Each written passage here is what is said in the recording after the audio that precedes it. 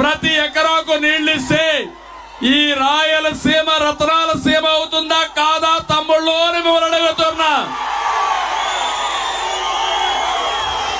మిమ్మల్ని అందరినీ బాగా చదివిస్తే, ఇంజనీర్లు చేస్తే, డాక్టర్లు చేస్తే ప్రపంచాన్ని జయించే శక్తి మీకుందా లేదా అని అడుగుతున్నా. అందుకే ఈ జిల్లాలో చదువుకు ప్రాధాన్యత ఇచ్చాం, నీళ్లకు ప్రాధాన్యత ఇచ్చాం. ఇప్పుడే మీ పొలంలోనే కరెంట్ ఉత్పత్తి చేసుకునే సోలార్ వచ్చింది. మీ పొలాల్లో కరెంటు ఉత్పత్తి చేసుకునే విధంగా విండ్ పవర్ వచ్చింది. నేను ఒకటి అనంతపురం జిల్లా రైతులు చెప్తున్నా, మీరు కరెంటు ఉత్పత్తి చేయండి. సోలార్ పంప్ సెట్ నేను ఉచితంగా మీకు ఇప్పిస్తా. మీకు ఎంత కావాలన్నా వాడుకోండి. ఇంటికి కూడా వాడుకునే అవకాశం కల్పిస్తా. అప్పటికి మిగిలితే డిపార్ట్మెంట్కి ఇవ్వండి, మీకు డబ్బులు ఇచ్చి ఆ కరెంటు కొనే ఏర్పాటు నేను చేస్తానని చెప్పి కూడా నేను మీకు తెలియజేస్తున్నా. ప్రతి ఒక్క సబ్ స్టేషన్ లో పంపుడ్ ఎనర్జీ పెడితే ఉదయం అంతా కూడా ఎండ బాగుంటే సోలార్ వస్తుంది, గాలి బాగుంటే విండ్ వస్తుంది. మిగిలిన సమయంలో కరెంట్ ఇబ్బంది ఉంటే పంపుడ్ ఎనర్జీ ద్వారా వస్తుంది. అప్పటికి కూడా చాలకపోతే ఏదైతే ప్రభుత్వం ఉందో కావలసిన కరెంట్ ఇవ్వడం, సర్ప్లస్ ఉన్నప్పుడు కొనుక్కోవడం చేస్తామని చెప్పి కూడా నేను మీకు తెలియజేస్తున్నా. నేను ఒకటే మీ అందరికీ చెప్తున్నా, నా ఆలోచన భావి తరాల కోసం ఆలోచించే ఆలోచన అవునా కాదా? హైదరాబాద్ కి విజన్ 2020 తయారు చేశాం. ఏం తమ్ముళ్ళు హైదరాబాద్ పోతున్నారా? ఇప్పుడు ఎట్లుంది హైదరాబాదు? ఎవరు చేశారు హైదరాబాద్ ని? ఎవరు చేశారు ఐటీని? మీ ఊర్లో కూడా బాగా చదువుకున్న వాళ్ళు ఉన్నారు, ఐటీలో ఉన్నారా లేదా? ఎవరు పెట్టారు ఆ రోజు ఇంజనీరింగ్ కాలేజీలు? ఎవరి వల్ల ఐటీ ప్రొఫెషనల్స్ వచ్చారు ఈ రాష్ట్రంలో? తమ్ముళ్ళు, అదే మాదిరిగా ఈ రాష్ట్రంలో నేను ఆలోచించా, మళ్ళీ 2020 తయారు 2029 మిషన్ తయారు చేసి తెలంగాణను అభివృద్ధి చేసిన అనుభవం ఉంది. ఆంధ్రప్రదేశ్ ని భారతదేశంలో నెంబర్ 1 రాష్ట్రంగా తయారు చేయాలనేది నా సంకల్పం. మనకు అన్ని వనరులు ఉన్నాయి. గోదావరి, కృష్ణ, పుణ్య నదులున్నాయి. నదులు అనుసంధానం చేస్తే ప్రతి ఒక్క ఎకరాకు నీళ్లు ఇస్తాం. అదే మరి సముద్ర తీరం, దేశంలో ఎక్కడా లేని సముద్ర తీరం ఉంది. బ్రహ్మాండంగా తెలివైన పిల్లలు, ప్రపంచాన్ని జయించే యువత మన రాష్ట్రంలోనే ఉంది.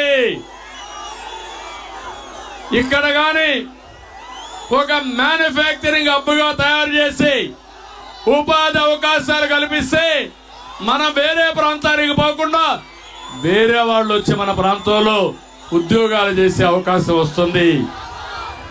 అందుకని ఆ రోజు అమరావతి ప్రారంభించాం. ఇంకో పక్క 16 లక్షల కోట్ల రూపాయలు పెట్టుబడులు తీసుకొచ్చాం. ఇవన్నీ దెబ్బతినే పరిస్థితికి వచ్చింది.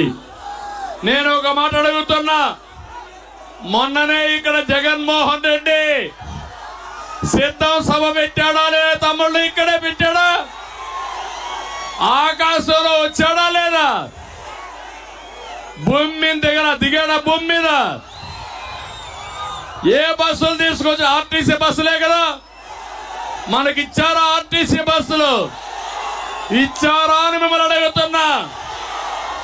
రాజకీయ పార్టీ ఏ పార్టీ అయినా డబ్బులు కడితే ఆర్టీసీ బస్సులు ఇవ్వాలన్నా లేదా అని మిమ్మల్ని అడుగుతున్నా. అంటే సైకో రూల్ ఇది. మనకు బస్సులు ఇవ్వడంట, వీళ్ళ తాత జాగీర్ అనుకున్నాడు రాష్ట్రాన్ని. అందుకే మీలో కసి పెరగాలి. ఆయన ఆర్టీసీ బస్సులు ఇవ్వకపోతే మా తమ్ముళ్ళ మోటార్ బైకులు ఉన్నాయి. ఎక్కడ పోయినా ఒక తమ్ముడు ముగ్గురు ఎక్కించుకొని వస్తే 10,000 మోటార్ బైకులు వస్తే 30,000, 50,000 మోటార్ బైకులు వస్తే అంతేగా తమ్ముళ్ళు. ఎవడైనా అడ్డం వస్తే తొక్కించుకుంటారండి, నేనుంటా మీకు అండగా. వస్తారా అని మిమ్మల్ని అడుగుతున్నా. ఇది నా కోసరమా అని నేను మిమ్మల్ని అడుగుతున్నా. మీ కోసం, మన కోసం, రాష్ట్రం కోసం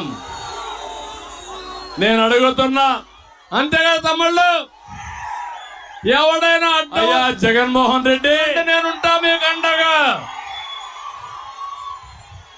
వస్తారా అని మిమ్మల్ని అడుగుతున్నా. ఇది నా కోసరమా అని నేను మిమ్మల్ని అడుగుతున్నా. మీ కోసం, మన కోసం, రాష్ట్రం కోసం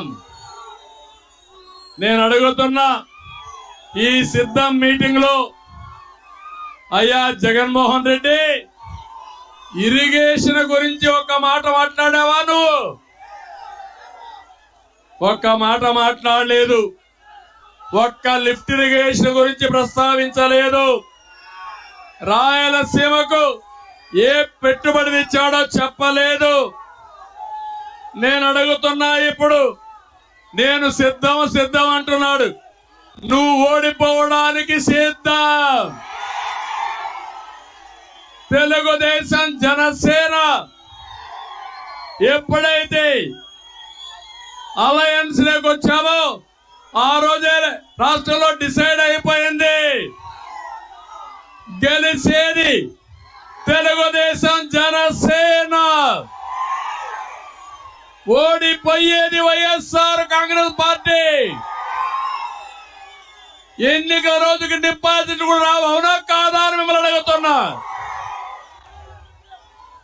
మీరు ఒకసారి చూస్తే సిద్ధమని ఊరూరులో కట్అవుట్లు పెట్టాడు. 1000 కోట్లు ఖర్చు పెట్టాడు.